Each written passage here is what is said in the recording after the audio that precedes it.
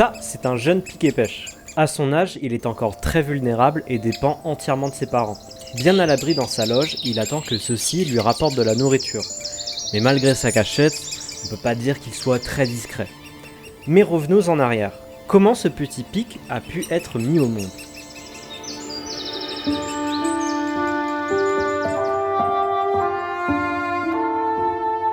D'ailleurs, peut-être que certains, en ayant vu cet oiseau au long bec, se sont dit que c'était un pivert. Celui qu'on appelle pivert, c'est en fait lui, c'est un pic vert. Il fait partie de la famille des Piscidés qui comprend plus de 200 espèces, dont 9 qui vivent en France.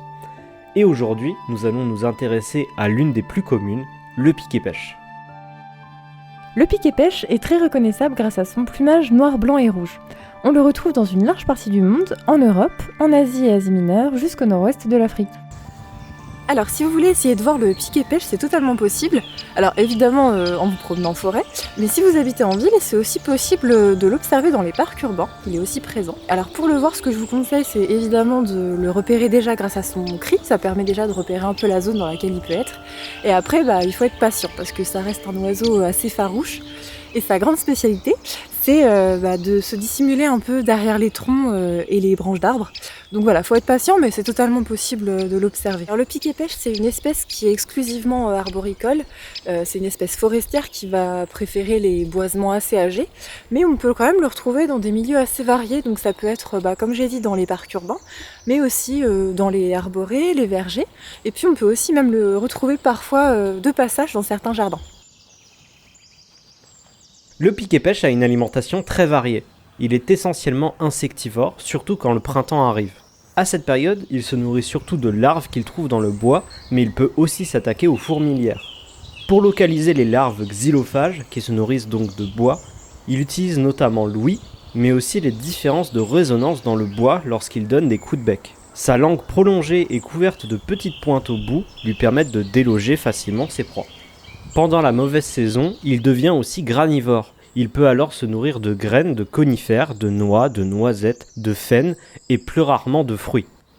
Il est aussi connu pour s'attaquer parfois aux couvées des espèces cavernicoles comme les mésanges par exemple. Le pic-et-pêche est une espèce sédentaire qui peut parfois migrer en hiver si ses ressources en nourriture ne sont pas suffisantes. Si on a de la chance, on peut observer cet oiseau se nourrir avec une méthode bien particulière. Il utilise une forge.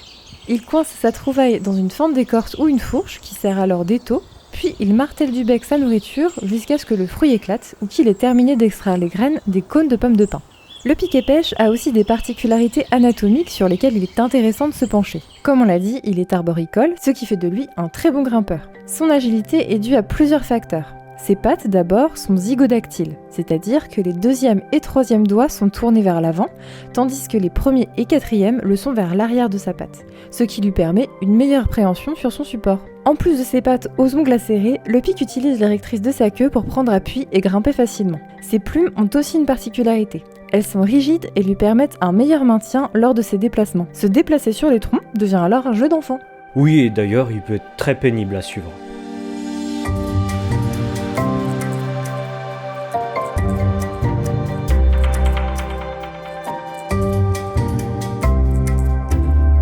Ah, j'ai un super... Non.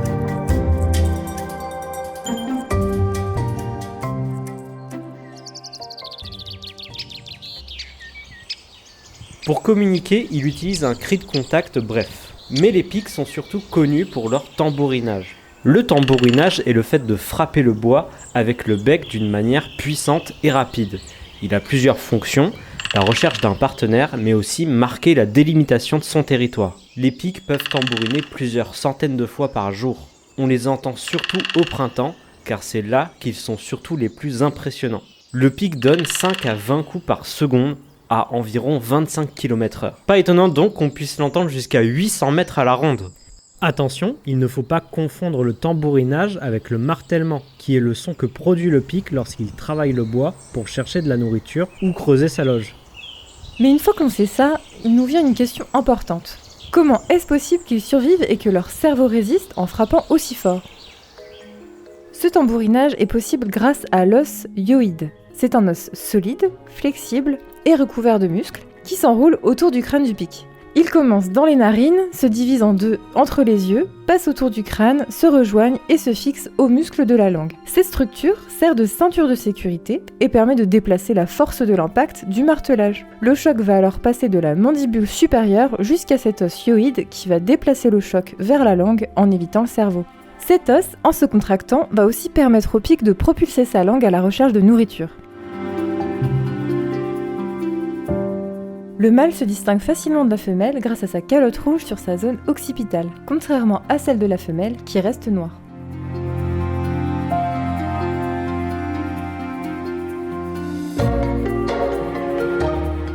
Bon, le piquet-pêche, c'est une espèce très solitaire qui tolère un partenaire seulement pendant la période de reproduction au printemps. Le rapprochement met du temps entre les deux, on va dire que ça commence début décembre et ça atteint son apogée vers février-mars. En plus du tambourinage, le rapprochement des deux va se faire sous forme de poursuite avec beaucoup de vocalisation et une gestuelle particulière. Donc par exemple, les mâles, eux, vont hérisser leurs plumes pour pouvoir montrer les taches blanches de leur plumage. Une fois réunis, le mâle va creuser une loge et le couple fera une seule et unique nichée. Une fois la loge creusée, les pics vont peut-être réutiliser leur loge quelques années de suite, mais vont en reconstruire d'autres. Donc après, les loges qui sont déjà existantes vont servir à d'autres espèces cavernicoles comme la Sittelle torche-peau par exemple, ou même parfois d'autres espèces comme les chauves-souris. La femelle va pondre 5 à 7 œufs de fin avril à début juin. L'incubation va durer à peu près 10 à 12 jours et les œufs seront couvés à la fois par la femelle le jour et par le mâle la nuit. À leur naissance, les juvéniles ne vont pas avoir de duvet, ils vont avoir directement leur plumage avec une calotte entièrement rouge. Alors là c'est trop cool, on était en train de se promener en forêt pour la vidéo et on a entendu des juvéniles sur le chemin, donc on a essayé de trouver la loge. On a fini par la trouver, mais la particularité c'est que sur l'arbre où elle était, il y avait 4 ou 5 autres loges et en cherchant laquelle était la bonne, on est tombé sur une Sittelle qui utilisait une loge pour elle et pour ses petits. Alors la particularité de la Sittelle torche-peau, c'est que en fait, elle porte ce nom en fait justement parce qu'elle va maçonner l'entrée de sa loge pour éviter que les prédateurs puissent y rentrer.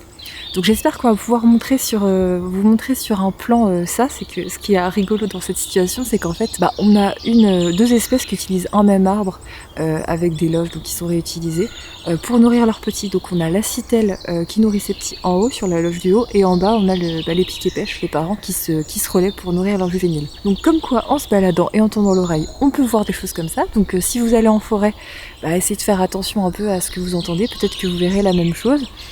Si jamais vous tombez sur une loge et des parents comme ça qui font les allers-retours, faites attention de ne pas déranger, donc le mieux c'est de rester vraiment sur les chemins. Et si vraiment c'est compliqué d'observer, le mieux je pense ça serait de revenir faire un affût pour vraiment être camouflé et pas prendre le risque de déranger cette espèce-là. Bon, ils ont de l'énergie à revendre quand il s'agit de quémander de la nourriture, mais ne sont pas très discrets. Pour les nourrir, les deux parents se relaient en leur apportant exclusivement des insectes. Ce manège dure une bonne vingtaine de jours avant que les juvéniles explorent les alentours de leur loge après leur premier envol. Chaque adulte prend alors en charge, chacun de son côté, une partie de la nichée. Est-ce qu'il y a une créature plus choupie qu'un petit pic ? Je vous le demande.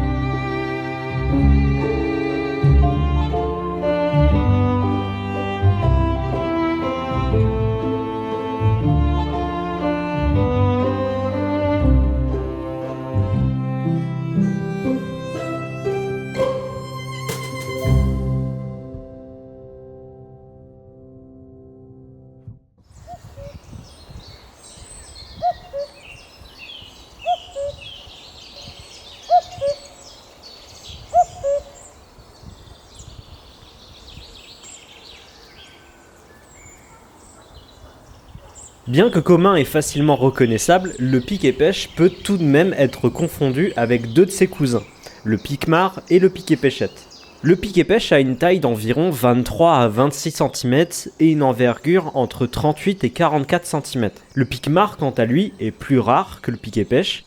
Il est plus petit, porte une calotte rouge et ses flancs sont striés de noir, contrairement à ceux du pic-et-pêche qui sont beiges. Le pic-et-pêchette, lui, est beaucoup plus petit. Il fait presque la même taille qu'un moineau et n'a pas la bretelle blanche caractéristique sur le dos. En Europe, le piquet-pêche reste une espèce commune qui n'est pas globalement menacée. C'est d'ailleurs une espèce qui est protégée en France depuis 1981, donc il est totalement interdit de lui nuire d'une quelconque façon, mais aussi de le déranger intentionnellement. À part ses prédateurs naturels qui vont être, alors il va y avoir l'écureuil, la martre, la fouine, mais aussi l'épervier.